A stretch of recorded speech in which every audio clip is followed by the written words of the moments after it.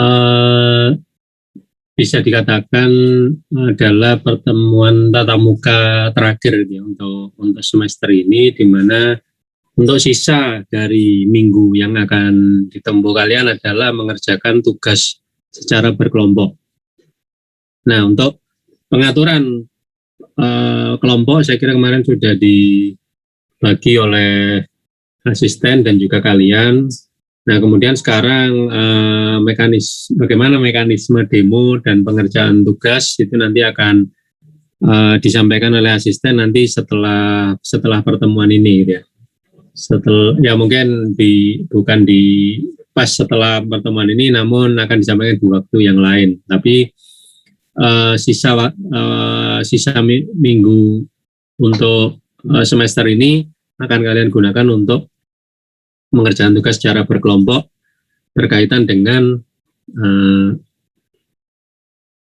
socket programming atau pemrograman jaringan. Tugas ya saya kira kemarin juga sudah ada tugas kelompok gitu ya, di mana tugas kelompok itu saya kira nantinya mungkin kalian juga tetap harus mengecek, tolong dicek portofolionya, maksudnya dokumen-dokumen tersebut apakah sudah dikumpulkan gitu ya. Jadi harap dipastikan bahwa sebelum penilaian akhir gitu ya, itu kalian sudah melengkapi semua dokumen-dokumen dan tugas-tugas yang diminta gitu. Oke, kita mulai saja. Jadi pada bahasan terakhir ini kita akan membahas tentang proxy gitu ya. Jadi salah satu dari aspek jaringan ya, dari aspek jaringan terutama yang relevan dengan apa yang kita bahas selama ini adalah menggunakan socket programming adalah proxy, di mana proxy ini adalah suatu arsitektur di mana arsitektur ini arsitektur yang sebenarnya cukup sederhana, namun studi kasusnya atau kasus yang menggunakan proxy ini cukup banyak dan beragam. Ya, yang jelas salah satu contohnya adalah web proxy. Proxy ini pada dasarnya adalah dipakai untuk melakukan, mungkin kalian juga sering menggunakan atau tahu gitu ya, di internet mungkin ada proxy, anonymous proxy dan sebagainya. Nah, kalian tentu saja tahu gitu ya, apa tujuan dari menggunakan proxy. Salah satu tujuan yang ingin menggunakan proxy adalah kita ingin menyembunyikan gitu kan. Kita ingin menyembunyikan dari mana koneksi kita berasal. Ya, tapi kalau ingin menyembunyikan, kalau di internet zaman sekarang ini tidak ada yang tersembunyi kecuali kalian itu menggunakan enkripsi dan sebagainya. Nah, itu mungkin baru bisa terlindungi. Tapi selama connectivity kalian itu masih menggunakan ya IP address dan IP address tadi dimiliki oleh ISP, maka sebenarnya tidak ada yang tersembunyi. Jadi karena itu biasanya kalau kita ingin melakukan sesuatu hal-hal yang aneh gitu ya, biasanya tidak langsung gitu ya, mesti menggunakan social engineering atau apapun itu. Tapi proxy ini adalah salah satu yang mengawali itu semua. Jadi intinya proxy itu untuk menyembunyikan, bukan menyembunyikan tujuannya. Tujuannya adalah untuk menjembatani. Pada awalnya proxy ini dipakai untuk memberikan akses ke internet. Ya, mungkin kalau kalian baca di internet tentang proxy ini dulunya kebanyakan dipakai untuk memberikan menjembatani gitu ya, dari IP private. Bagaimana kalian tahu di lab dan sebagainya. Kalau kalian tidak menggunakan login ke ITS, kalian tidak akan bisa mengakses ke internet. Karena apa? Karena pada dasarnya IP private itu tidak mempunyai direct connection ke public internet gitu ya. Di internet itu tidak ada. Jadi kalau kalian pakai IP address 192.168.172.16.10 seperti yang kita gunakan di kampus, maka itu tidak akan bisa ke internet. Nah, bagaimana cara ke internet? Yaitu menggunakan proxy. proxy ini ada, kalau kita di ITS, kita setelah menggunakan yang namanya transparan proxy. Jadi kalau kalian mengakses di kampus, akses ke internet, itu kalian akan dihadapkan ke layar MyITS gitu ya, kalian harus login dan seterusnya. Nah, itu sebenarnya adalah proxy yang disebut dengan transparan. Kalian tidak tahu bahwa itu komputer kalian itu terhubung dengan proxy. Karena sebenarnya ada proxy di DPTSI yang akan melakukan pencatatan traffic dan sebagainya. Jadi apapun yang traffic yang kalian buat ke internet itu akan tercatat di proxy tersebut.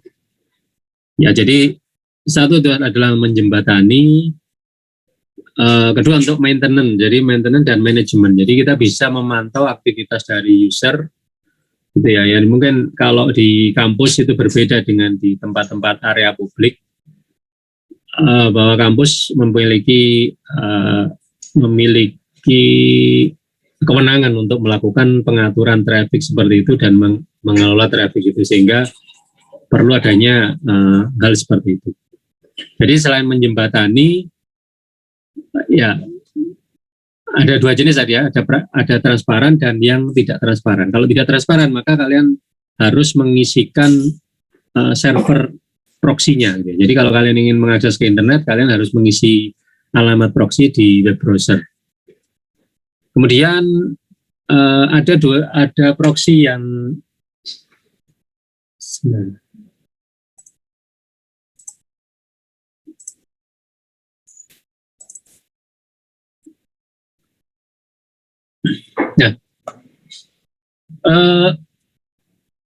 kedua adalah proxy yang ya itu tadi adalah yang kita sebut sebagai forward proxy. Jadi artinya forward proxy itu meneruskan request ke internet, gitu ya, meneruskan request ke internet, di mana itu yang kita sebut juga dengan web proxy.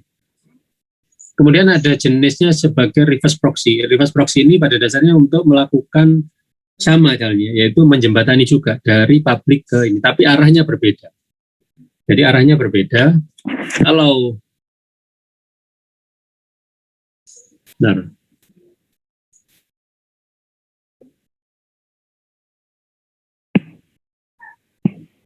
misalkan ini ya, ini adalah komputer kalian, kita menggunakan proxy. Misalnya mengakses internet lewat ini, di sini ada Google gitu. Ya, misalnya di sini IP-nya 10xxx, di sini IP-nya 35 dan seterusnya. IP ini disebut sebagai IP public internet. Nah, public internet ini mempunyai root satu sama lain. Jadi kalau misalkan dari sebuah tempat dengan lokasi IP publik yang IP publik gitu ya, misalkan 36 dan seterusnya, misalkan IndiHome kita di rumah itu pakai IndiHome atau pakai seluler itu mempunyai IP publik, maka dia akan bisa langsung menuju ke Google tanpa harus, ya dia bisa mempunyai rute langsung ke sana. Tapi kalau kita rute itu artinya apa? Rute itu artinya kalau misalkan dari 36 ini ingin ke 35, dia akan bisa langsung balik. Jadi dia ke sana, ini yang disebut dengan direct route. Bisa jadi melewati banyak router dan sebagainya. Nah, kalau di dalam, dia akan punya rute untuk ke semua IP publik, kecuali ke IP 10x8 atau SnapMask 255.000. Jadi semua 10 tidak ada IP di internet yang menggunakan IP 10. Kemudian IP 192.168xx/16 atau 255.255.000 atau 172.16 172.16 xx/16 atau 255.255.0.0. Nah, ini tidak ada gunanya. Biasanya di kampus kita akan menggunakan alokasi IP address ini. Nah, kita tidak menggunakan IP public untuk di kampus. Dan juga IP public itu sifatnya harus membayar gitu ya. Jadi kalau kita tidak membayar ya nanti hilang alokasi IP publiknya. Nah, ini IP yang private dan IP ini adalah IP yang free. Nah, tapi bagaimana cara kita mengakses? Jadi kalau di kampus mengakses ke internet, ke Google misalkan, maka harus melalui jembatan di sini.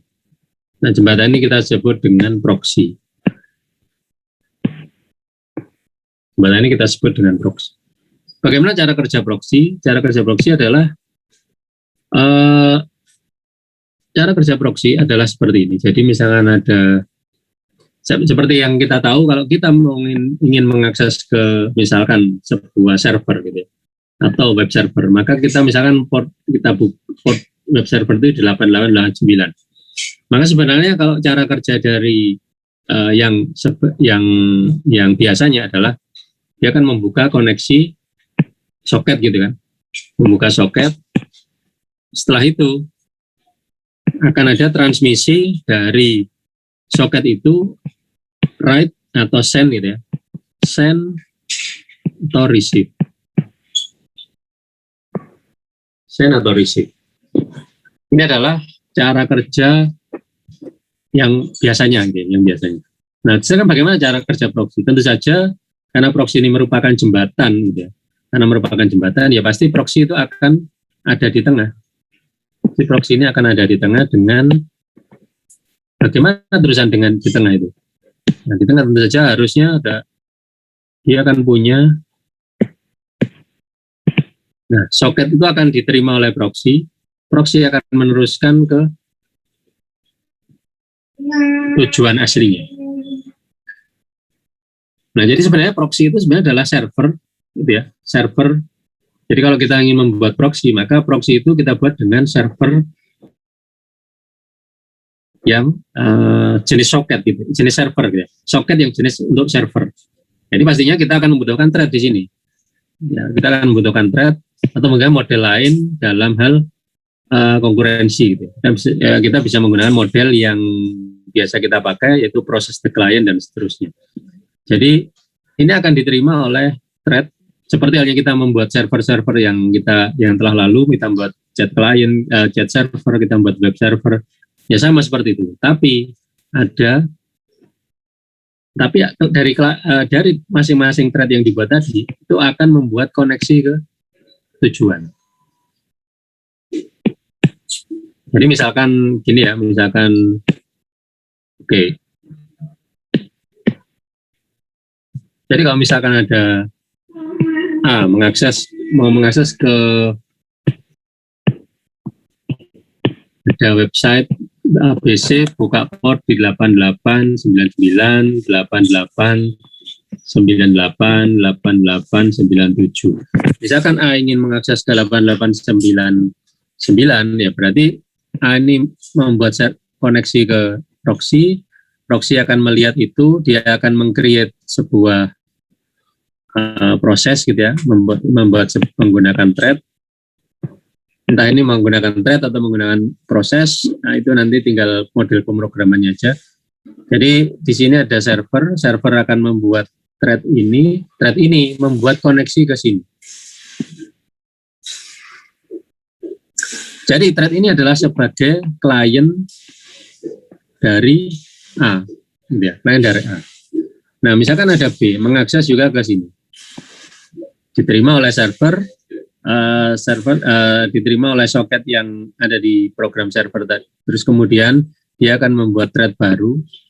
Nah, thread ini akan mengakses ke yang lain, gitu. B ingin misalnya ke B, ya dia akan seperti itu. Misalkan C ingin mengakses ke B juga, ya berarti S ini akan create thread ini membuat koneksi ke sana. Jadi ini seperti server yang pada saat yang sama dia juga berfungsi sebagai klien.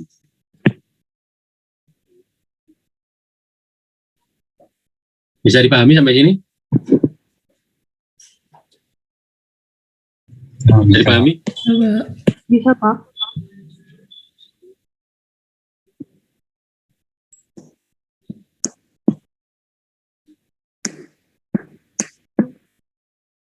Nah, kemudian sekarang bagaimana kita menghandle flow-nya? Bagaimana kita menghandle flow dari bagaimana kita menghandle flow? Jadi kita sudah membuat soket. Saya kira ini yang menerima ini dan membuat thread ini sudah sering kita bahas dan sudah banyak contohnya. Nah, sekarang bagaimana menghandle flow? Nah, saya kira menghandle flow itu cukup mudah untuk dilakukan, yaitu apa? Ya, karena soket ini selalu ada di sini. Jadi ini misalkan namanya variabelnya adalah ya karena setiap itu kan akan dihandle oleh thread. Nah, thread ini akan mempunyai hubungan ke soket yang ditangani gitu ya. Jadi kalau misalkan B koneksi dengan B ya maka dia akan punya hubungan dengan B, C misalkan akan punya hubungan dengan B juga karena dia tujuannya. Jadi dia akan mempunyai jalur yang seperti ini, bisa digambarkan seperti ini. Jadi akhirnya menjadi jalur seperti ini.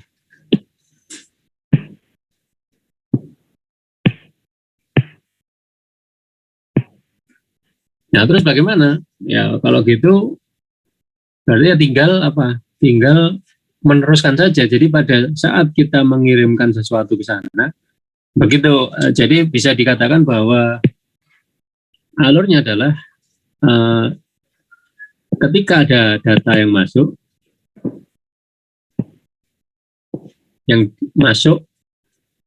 langsung kirim ke destination. Lalu pada saat yang sama, jika ada data yang masuk dari destination kirim ke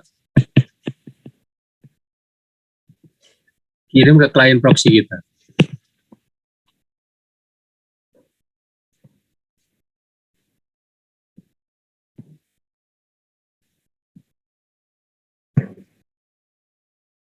Nah, jadi cara cukup sederhana. Jadi kita sudah sering membuat server gitu ya. Kita sudah sering buat server, soket dengan server. Saya kira ya yang perlu diinikan adalah bagaimana mengendalikan flow dari site yang soket yang dituju untuk menuju ke soket di mana kita berasal ya.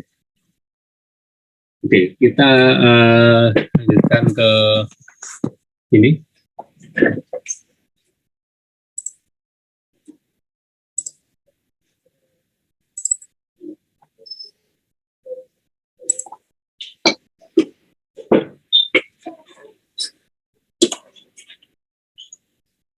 Ya mungkin kita kembali ke pembahasan tentang ya ini tadi ya.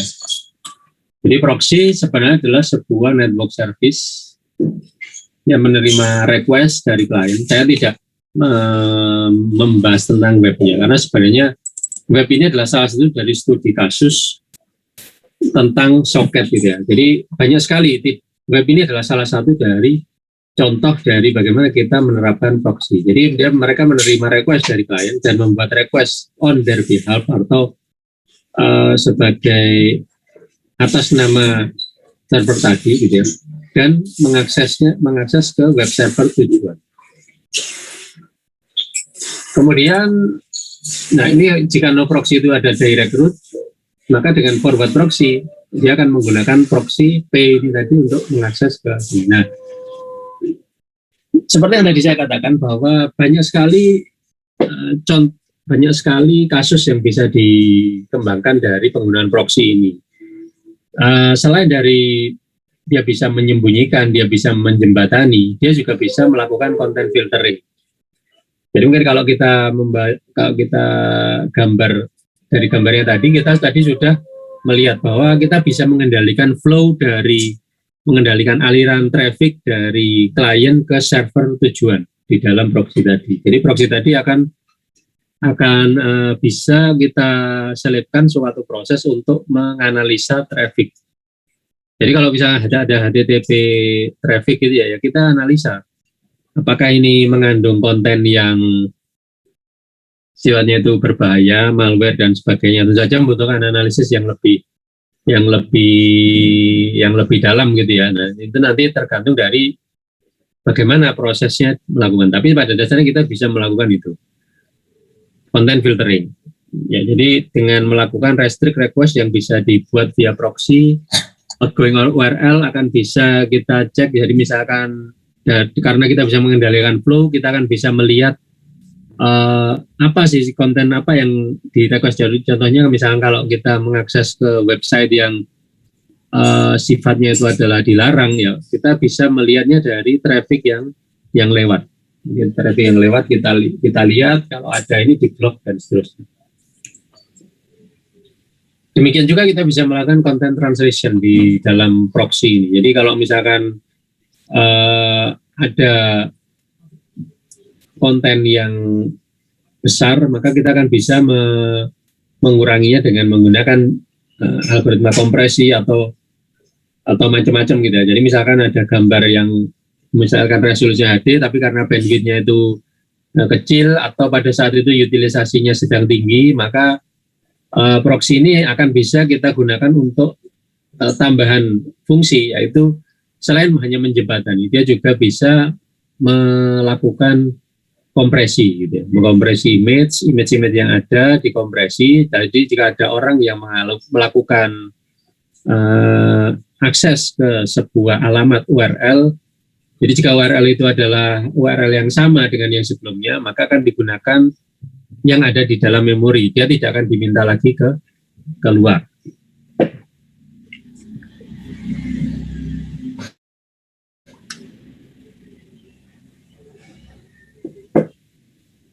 Nah, lalu kemudian juga seperti yang tadi dibahas di awal tentang kita akan bisa melakukan akses service secara anonymously. Gitu. Anonymous itu artinya tidak, ya kita bisa menyembunyikan identitas, paling nggak identitas dari di mana kita berasal. Jadi dengan mengakses suatu website via proxy akan bisa menutupi IP address-nya dan juga menutupi GeoIP-nya.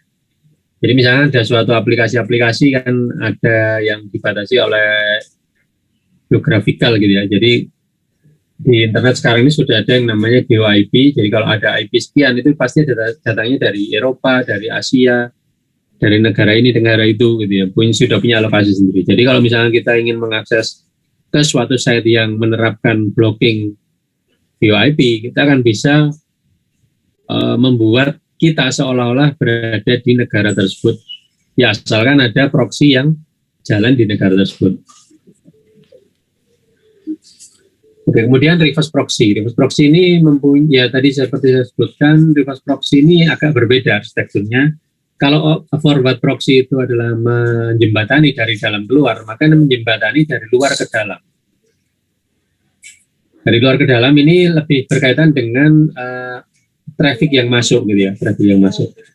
Kalau di forward proxy, klien lebih banyak di private side gitu ya, di private side di sebelah kiri. Tapi pada reverse proxy, yang banyak mengakses adalah yang public. Nah, kita melakukan jadi dengan menggunakan reverse proxy ini kita akan dapat melakukan sama, yaitu filtering dan sebagainya, load balancing dan sebagainya, yang kemudian akan diteruskan ke web server atau server yang ada di dalam intranet. Kebanyakan reverse proxy sekarang dipakai untuk load balancing, jadi untuk melakukan gini. Jadi kan server itu kan mempunyai keterbatasan. Ya. Misalkan kita punya server 8 core, virtual core gitu ya, 8 virtual CPU dengan memori misalkan 8 GB. Kita punya server seperti itu. Nah, kemampuan dari dia misalnya kita memasang web server untuk melayani publik gitu ya, dan dia hanya bisa menangani sekitar ya 1.000 gitu ya, 1.000 orang dalam satu transaksi dalam satu saat ya, dalam satu saat dia hanya bisa menangani 1.000 request. Nah sehingga pada request ke 2.000 ya pastinya tidak akan bisa dilayani karena apa?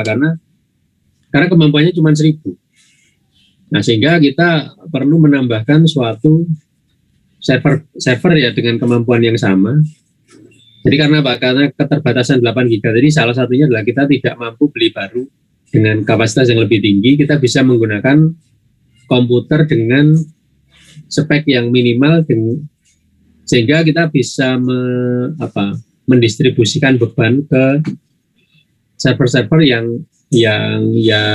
ditugaskan untuk itu.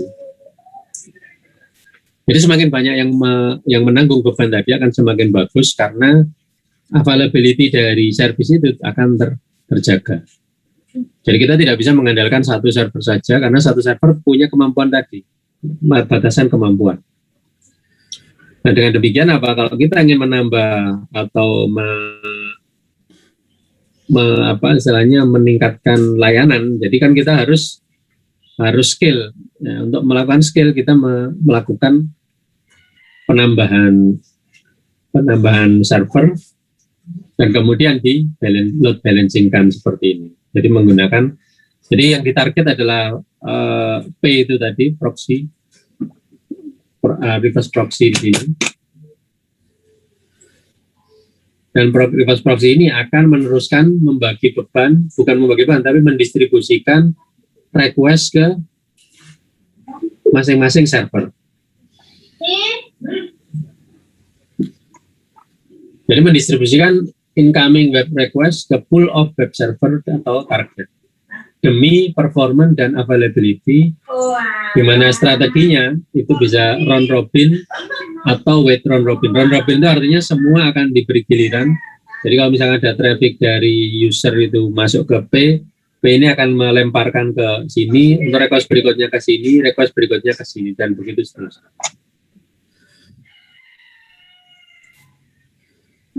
Reverse proxy juga dapat digunakan untuk melakukan content switching.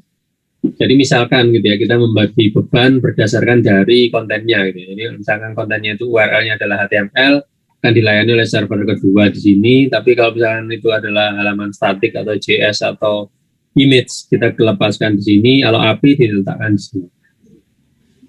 Nah ini adalah praktek yang sebenarnya sudah cukup umum sekarang ini, menggunakan reverse proxy untuk melakukan content switching, untuk melakukan load balancing. Dan juga bukan terkadang, tapi ini juga sangat umum.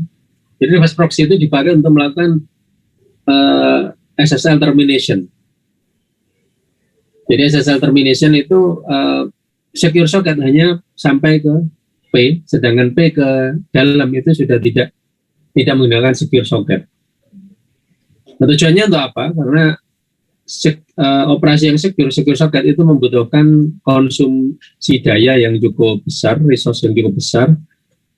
Nah, sehingga beban itu dikurangi. Jadi memang ada trust dari reverse proxy masuk ke server, itu sudah ada trust. Jadi tidak perlu, bagi sebagian orang mungkin perlu gitu ya, tapi jika sudah trust ya, maka ini sebenarnya tidak perlu disecurekan lagi karena sudah di dalam area trust ya, trust. Dan juga dari yang lain adalah incoming access seperti access log dan statistik dan sebagainya. Nah itu bisa dilakukan oleh reverse proxy. Nah, jadi itu adalah tipe-tipe proxy. Jadi dengan menggunakan proxy, arsitektur proxy, kita akan bisa melakukan hal-hal yang sebenarnya diperlukan oleh manajemen. Jadi kalau kalian memanage banyak server, sesuatu yang terkadang gitu ya, sesuatu yang sifatnya terpusat, maka kita akan bisa mengumpulkan informasi dan sebagainya gitu ya, untuk keperluan dari pengaturan tersebut. Nah sekarang kita masuk ke pembahasan dari program ya.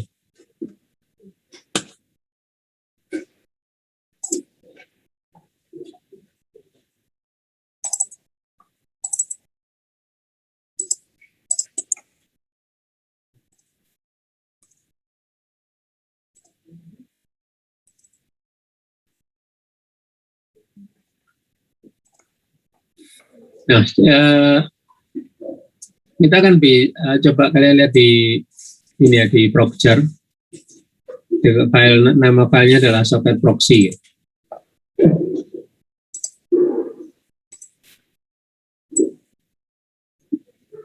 Coba lihat di sini. Jadi di socket proxy ini saya berikan contoh untuk membuat proxy. Saya kira ini sangat-sangat kalian sudah familiar dengan ini.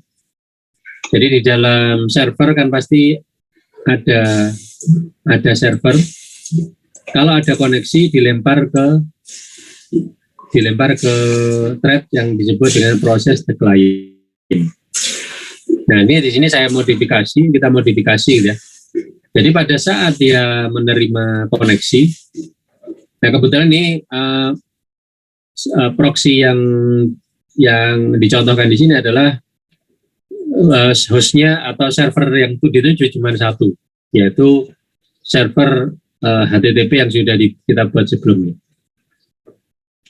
Jadi di sini saya tambahkan destination SOC address adalah localhost 8899. Di sini saya akan menjalankan web server ya. Web server ini kan jalan di 8899. Oke, ini akan saya jalankan 8899.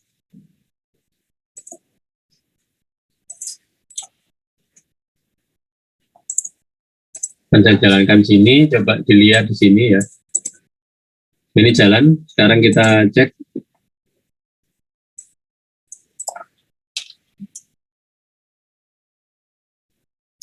Kita akan menggunakan CURL ya, URL aja, http localhost /2 8899 8889.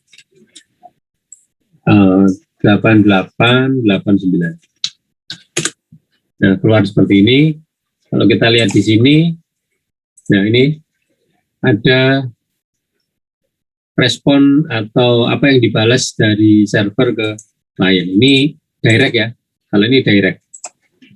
Oke, sekarang kita akan akan akses web server kita ini yang localhost 8889 ini menggunakan proxy, socket proxy. Ini bukan web proxy tapi hanya socket proxy. Jadi socket proxy ini yang saya contohkan ini adalah benar-benar membuat socket dan mengatur flow dari traffic melalui socket tersebut. Jadi untuk server sudah ditentukan di sini, self destination SOC address adalah 8899 ya. Jalan di port 18.000, jadi kita akan mengakses ke localhost 8889 ini lewat localhost 18.000. Apakah berhasil atau tidak? Nah, kita lihat. Nah, kemudian di sini saya tambahkan, ya kita tambahkan untuk self destination SOC address. Self destination SOC address adalah alamat dari web server yang sudah kita jalankan tadi. Ya. 8889. Jadi sekarang kita akan jalankan server ini. Oh ya, kemudian parameter di sini itu akan kita gunakan untuk di sini. Jadi sini ada self connection address dan seterusnya, ini sudah pernah dibahas sebelumnya. Destination SOC address ini yang baru. Destination SOC address, self destination SOC address adalah digunakan untuk membuat client socket dari proses the client ini ke server. Jadi saya beri nama self destination SOC. Di mana self destination SOC ini connect ke destination SOC address. Jadi nanti kita akan sudah punya socketnya itu yang menuju ke client, menuju ke server adalah ini. Sedangkan yang menuju ke client proxy ini adalah yang connection ini. Jadi kita ada dua socket di sini. Ada dua socket, yaitu destination socket dan connection. Nah, pada saat run, maka kita akan mengatur flow-nya. Bagaimana? Mengatur flow-nya adalah kita menggunakan self connection receive. Ini berarti kan data ini kita terima dari klien, kemudian kita kirimkan ke destination. Data kita terima dari klien, langsung kita kirimkan ke destination. Lalu kita tunggu balasan. kita tunggu balasan dengan save destination shop receipt. Dimasukkan ke data balasan, jika data balasan maka kirimkan balik ke klien. Dan sebenarnya kita bisa langsung aja seperti ini. Jadi save connection send all data balasan. Jadi balasan ini akan kita kembalikan ke klien. Kita jalankan.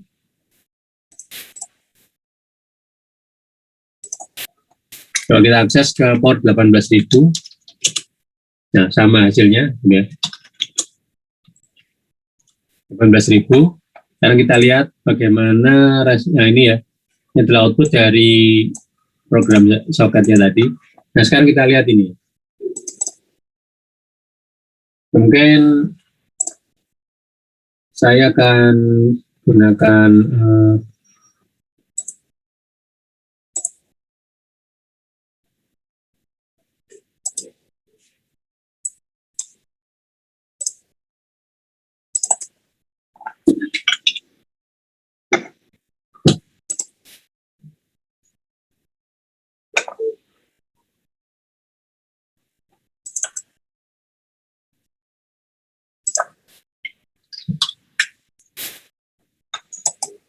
saya akan inikan CURL HTTP localhost 18.000.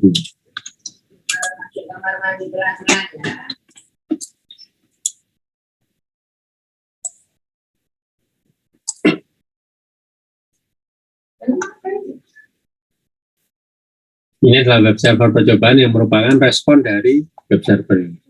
Kalau kita lihat ini adalah respon atau output dari program server kita yang diakses melalui soket proxy. Nah, mungkin kita coba debug ya.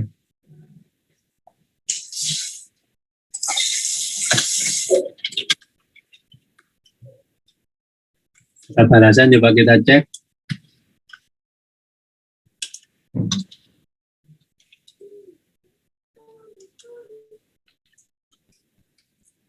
Gagal lagi. Sekarang coba kita akses. Nah ini adalah apa yang dikirim oleh klien, dan ini adalah apa yang dibalas oleh server. Kita coba akses menggunakan browser.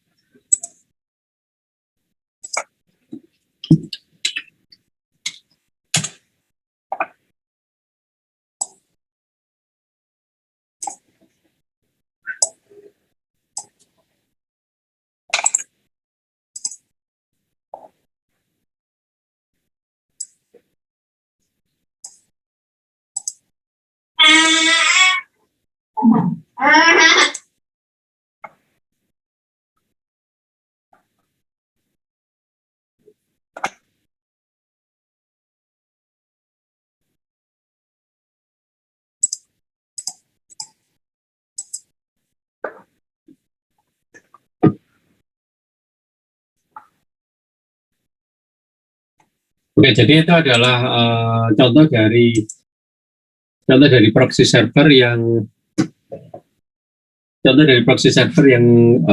kita gunakan di sini. Jadi cukup memodifikasi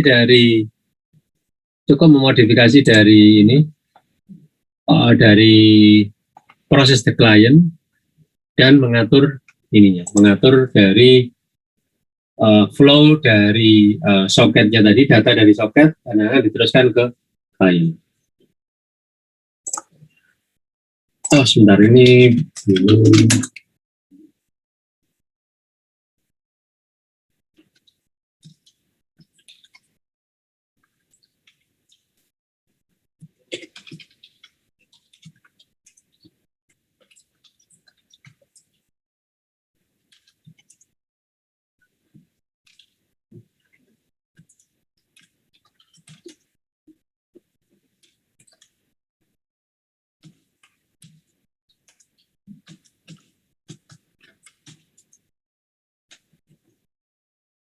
jadi tadi saya lupa belum di ini, coba kalian pull, nanti akan ada. Jadi tadi saya lupa belum nge-push ini soket proxy ini, perubahannya belum saya push ya. Oke, sampai sini ada pertanyaan? Silakan, ada pertanyaan?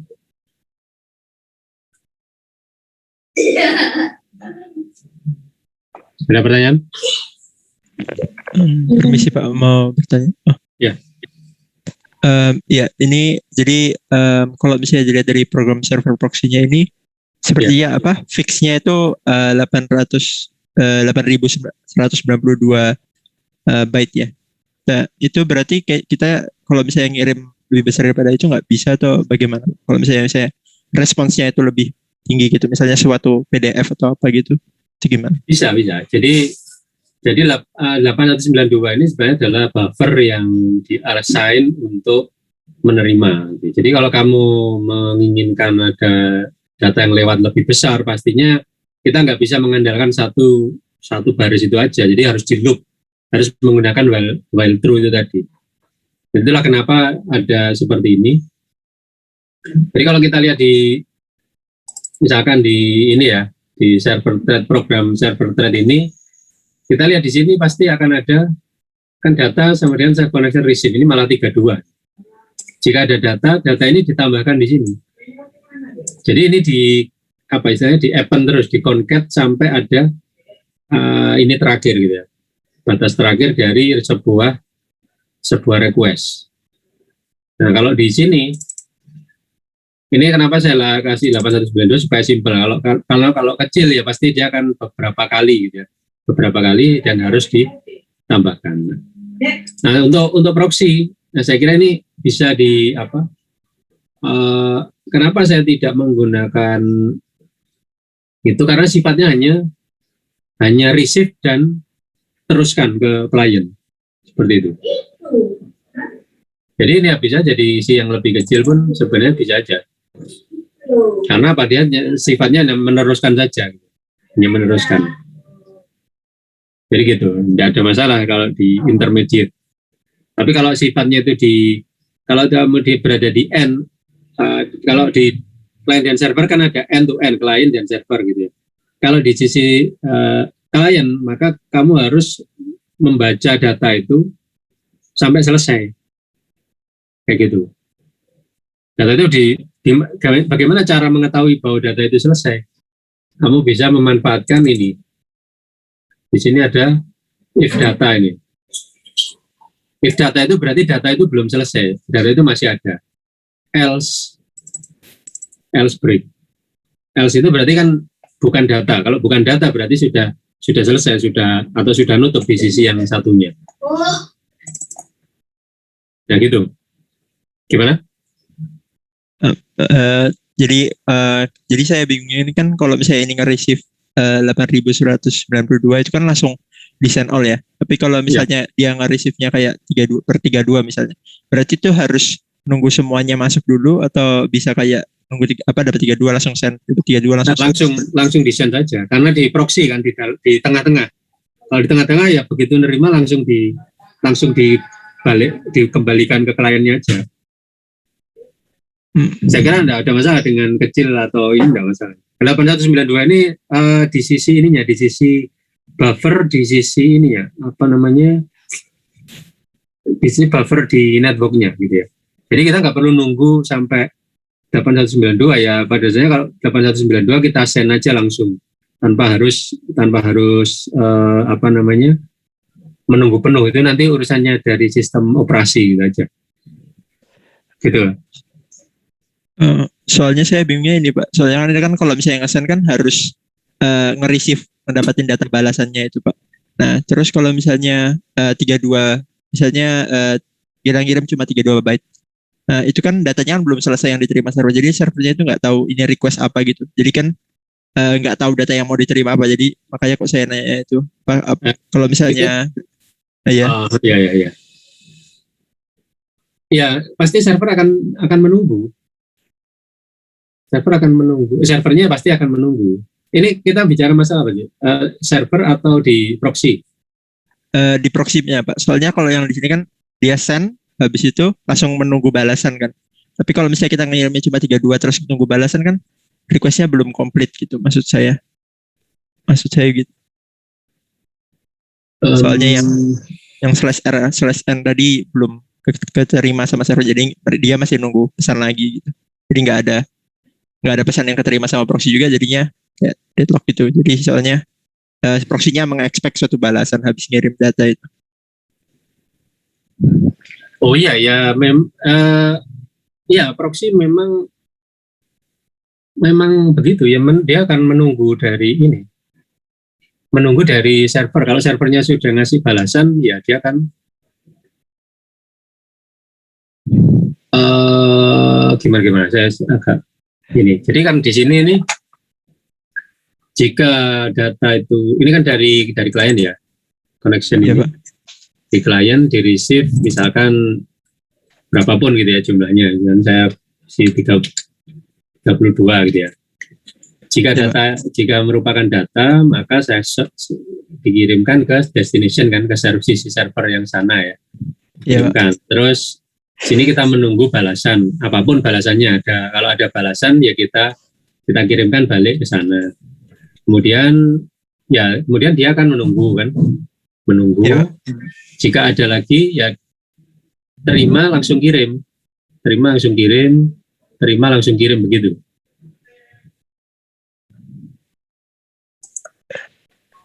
Nah kan gini. Ya, Pak.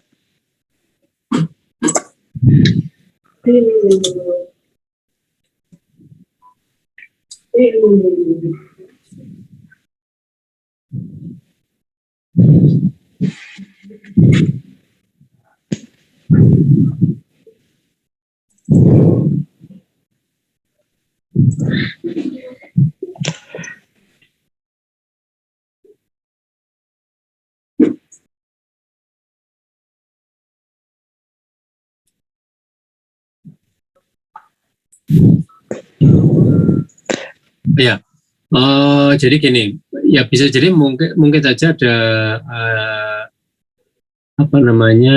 bisa jadi gini ya. Kalau misalkan memang ada proses menunggu gini, memang potensi adanya ini ya stuck di ini ya kan gitu maksudnya. Ada Ya, stuck soalnya di karena dia menunggu di sini juga menunggu kan gitu ya. iya, Pak. Ya itu maksudnya. Ya memang kalau ada seperti itu ya kita bisa aja membuat suatu ya memang ini solusinya memang harus besar gitu ya, karena biar dikirim semua, biar enggak harus menunggu ini. Jadi kita kirim dengan buffer yang besar agar supaya data itu tidak menunggu. Kalau 32 misalkan ya, itu kan harus beberapa kali ngirim gitu ya. Tapi karena ada loop ini harus menunggu di dalamnya. Maksudnya begitu kan? Karena ada loop karena ini harus servernya. menunggu. Ya. Sehingga servernya harus menunggu, sehingga kembalinya juga menunggu kan gitu ya. Iya, tunggu-tungguan begitu, Pak. Ya, bisa dipahami gitu. Jadi kalau model seperti ini memang harus diperbesar ininya buffernya supaya semua langsung terkirim. Tapi kalau kita ingin mengatasi ya bandwidth kecil, karena biasanya kalau bandwidth kecil itu kalau kita ngirim sekaligus itu juga membutuhkan bandwidth besar gitu ya. Ya kita harus kita harus menggunakan ini thread. Jadi jangan sampai menunggu. Ya gitu. Mungkin ini nanti harus ada thread yang harus dibuat supaya send dan receive-nya itu tidak saling menunggu. Ya gitu kan. Jadi ada dua proses yang bisa dikatakan semi paralel untuk menghandle pengiriman data dan juga menerimanya kan gitu ya. Iya.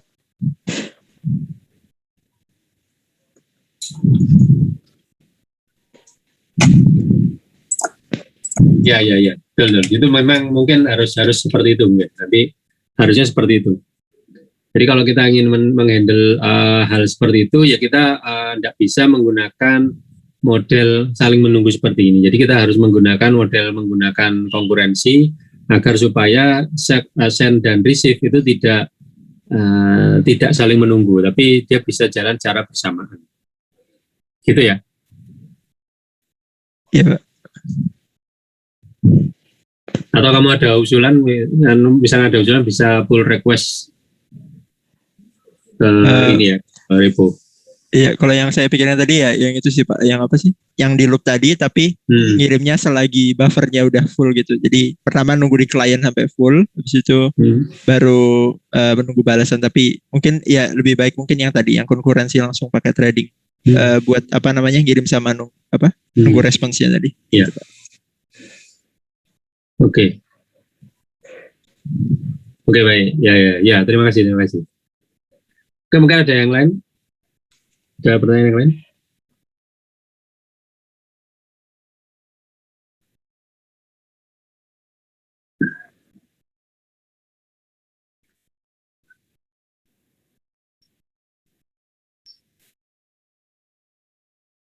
Nggak ada? Oke, kalau nggak ada pertanyaan lain, mungkin saya teruskan ke sedikit pembahasan tentang ini. Jadi mungkin ini tidak menjadi bahasan yang utama di dalam mata kuliah kita ini, yaitu saya sudah memberikan contoh di Prokjar 6. Ya, di situ ada namanya LB. LB ini menggunakan model trading menggunakan konkurensi menggunakan asinkronus. Gitu ya, jadi asinkronus. Ya mungkin ini nanti bisa dicoba gitu ya. Bisa dicoba. Model asinkronus adalah model di mana asinkronus adalah ketika ada event itu baru dia akan dikerjakan. Beda halnya dengan kalau kita menggunakan trading ini. Kalau kita menggunakan trading, maka kita akan ada suatu thread yang dibuat, di mana itu masing-masing thread itu akan mempunyai area memori dan area, pada dasarnya ada memori yang dialokasikan untuk mengelola sebuah thread ini. Nah, di sini akan ada yang namanya mengurusi banyak ini ya. Ada satu resource yang di apa istilahnya di-share ke banyak pihak. Maka pasti akan ada yang namanya locking di situ. Ada locking dan tentu saja pasti akan ada kapasitas memori yang harus diinikan, yang harus di apa namanya. Dan juga di dalam Python trading ini ada masalah dengan trading ini ya. Python trading masalah dengan konkurensi karena Python trading ini ternyata ada masalah di namanya global lock gitu ya, global interpreter lock, yang membuat trading ini sebenarnya kalau kita menjalankan trading di Python itu sama aja kita tidak menjalankan sesuatu secara semi paralel gitu. Makanya di pembahasan kita yang dulu itu kita ada beberapa cara gitu ya, ada menggunakan multiprocessing, ada menggunakan trading, dan menggunakan asinkronus. Nah di sini saya berikan contoh menggunakan asinkronus ya. Jadi yang disebut dengan asinkronus itu adalah soket itu akan dimonitor gitu ya, dimonitor oleh Python pada saat berjalan, dan soket ini akan apa istilahnya di sini tuh setiap proses itu tidak akan berjalan secara dia hanya berjalan satu proses saja gitu ya. Satu proses saja yang berjalan untuk setiap klien. Jadi dia tidak akan membuat tidak akan membuat sebuah thread untuk setiap klien yang meminta request. Nah ini LB ini contohnya dengan menggunakan arsitektur yang ini ya.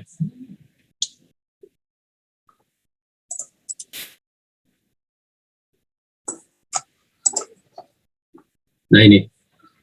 Jadi tujuan LB ini sebenarnya adalah jika ada traffic dari user, kemudian dia akan akan disebarkan ke server-server yang ada.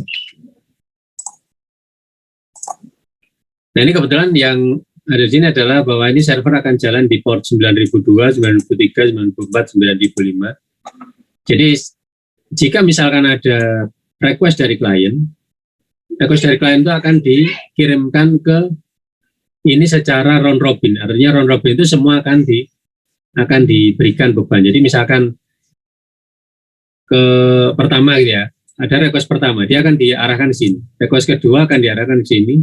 Request ketiga akan diarahkan ke sini. Request 4 diarahkan ke sini. Request berikutnya 5 diarahkan ke sini lagi.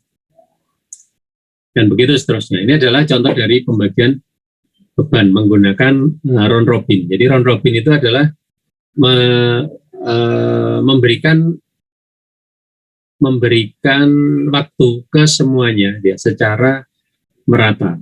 Jadi satu persatu gantian dan begitu seterusnya. Nah, di sini yang dilakukan oleh ini adalah sebenarnya adalah suatu proxy juga, proxy tapi load balancer dengan. Jadi yang dilakukan di sini adalah pertama men-start server di port number sekian, kemudian menjalankan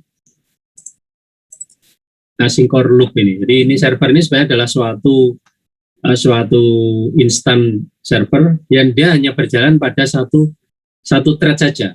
Dan satu thread ini akan membuat koneksi ke backend list ini. Jadi jika ada koneksi yang masuk, maka dia akan diteruskan ke server yang dituju dan akan diakses proses the client, SOC, dan seterusnya. Nah, proses the client itu adalah seperti ini.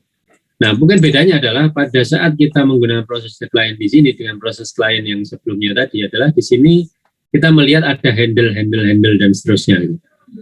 Nah, handle ini adalah tipikal dari penggunaan asinkronus. Jadi jika soket itu misalkan ada event data masuk ke soket, maka dia akan memanggil ini. Jika ada soket itu ditutup, maka dia akan memanggil ini. Jika ada soket itu sedang mengirim data, dia akan memanggil ini. Read itu berarti menerima, close itu berarti ya nutup gitu ya. Close itu nutup. Dan ini adalah contoh dari load balancer yang menggunakan ini ya, menggunakan asinkronus. Oke, kita coba saja. Kita lihat di sini. Misalkan kita jalankan di 9.000. Mungkin servernya kita jalankan di soket proxy, kita stop dulu. Kita arahkan ke sini, ini misalkan jalan di 8889.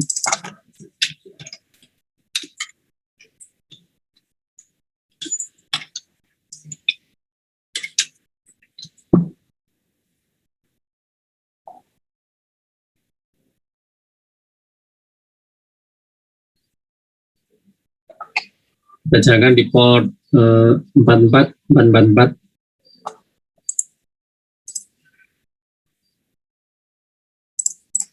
Ngecek sini URL.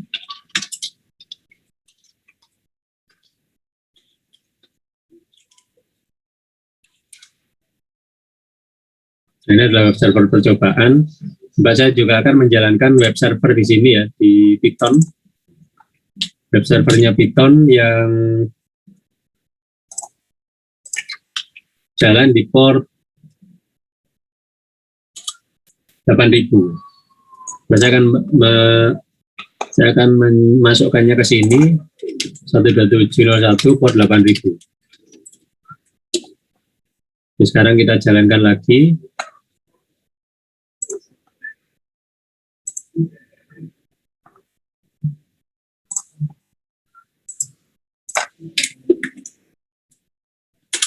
Nah, kalau kita menjalankan ke akses ke port 4444, maka kita akan dapat yang web server percobaan. Berikutnya adalah web server yang Python. Karena apa? Di situ kita lihat sini, nah ini Juan 8889 adalah yang percobaan, sedangkan yang 8000 adalah yang Python di sini, yang di sini. Mungkin saya akan jalankan satu ini lagi. Akan jalankan satu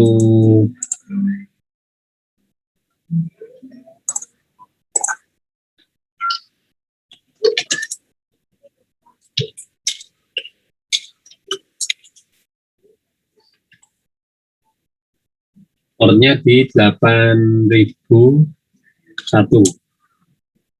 Nah, sini saya akan masukkan, coba ya. Sini saya masukkan 8001.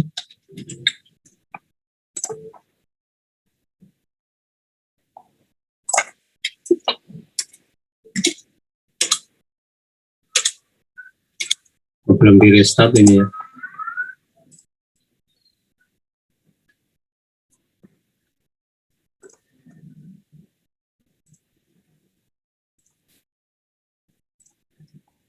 Jadi restart kita jalankan.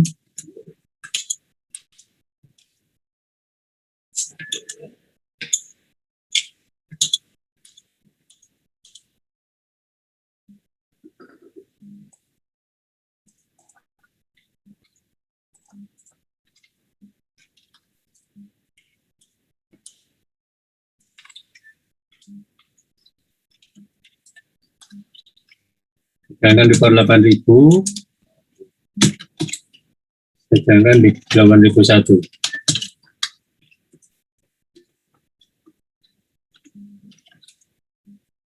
Terus kita lihat di sini,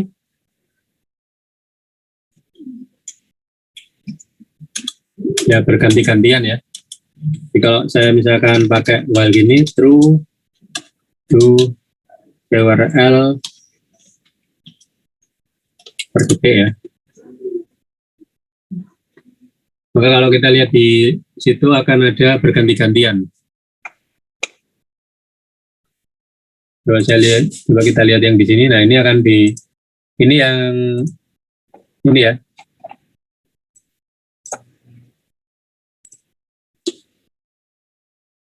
Akan berganti-gantian sesuai dengan urutannya tadi.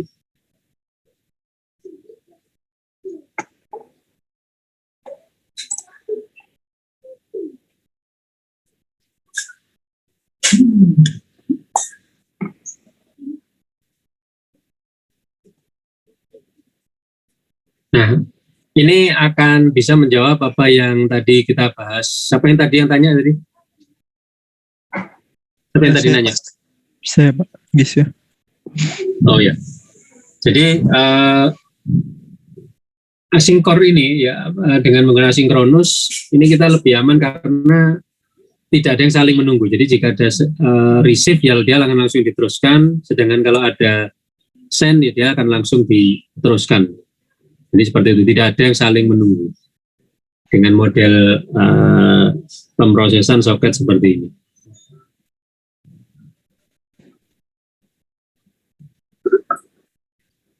Jadi yang ngirim sama yang apa nerima itu beda asynchronous tadi.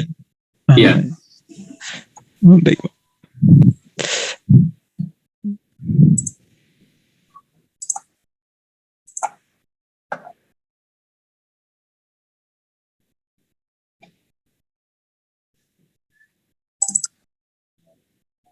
Saya ganti kedua.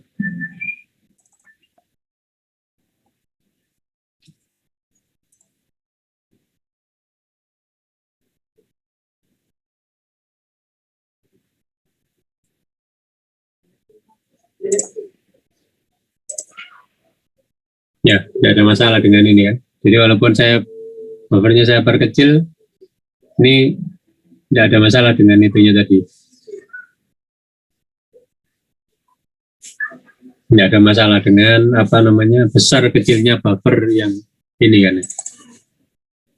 Karena semua yang di receive itu diteruskan ke dia akan mengirimkan semua yang diterima Ya, dia akan mengirimkan semua yang diterima tanpa harus menunggu yang lain.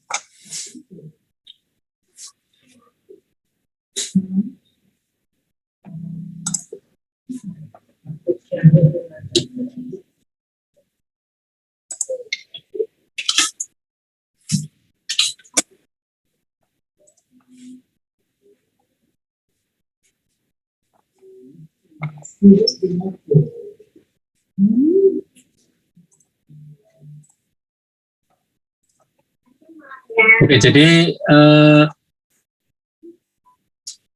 ini tadi adalah model dari proxy dengan menggunakan arsitektur asinkronus program, asinkronus ini ya, asinkronus socket, di mana ini menggunakan model handling socket yang agak berbeda dengan yang sebelumnya. Ya, jadi oke, sampai di sini ada yang ditanyakan lagi? Iya. Saya kira kalian bisa mempelajari nanti di source code yang di Prokjar itu. Ya, untuk proxy kalian bisa melihat contohnya tadi di socket proxy ya, walaupun memang ini agak tidak optimal, tapi coba nanti akan saya coba tambahkan thread untuk menghandle ini ya, menghandle ini supaya tidak saling menunggu. Mungkin yang lebih cocok adalah dengan menggunakan ini. Ya, jadi pada dasarnya itu jangan ada saling menunggu, jangan ada saling menunggu yang akan membuat terjadinya stuck di sisi di komunikasinya nanti. Ya pada dasarnya proxy itu adalah sebagai jembatan gitu ya, antara dua sisi gitu. Dan studi kasusnya bisa bermacam-macam, kalian bisa menggunakannya itu untuk berbagai macam perluan. Nah, proxy ini juga adalah salah satu dari bagian tugas nanti. Ya, nanti Kak Job akan didistribusikan oleh asisten untuk ini, untuk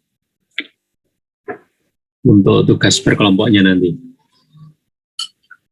Oke, mungkin kalau nggak ada pertanyaan, saya akhiri dulu. Dan juga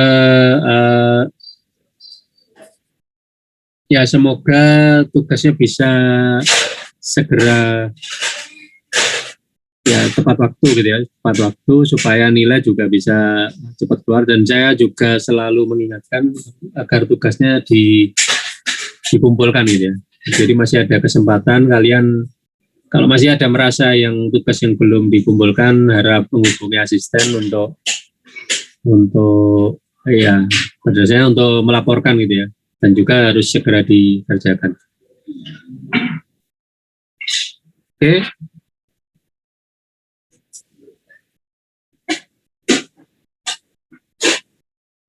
Oke, kalau nggak ada pertanyaan lagi, saya akhiri. Assalamualaikum warahmatullahi wabarakatuh. Terima kasih. Waalaikumsalam. Terima kasih, Pak. Terima kasih, Pak. Terima kasih, Pak.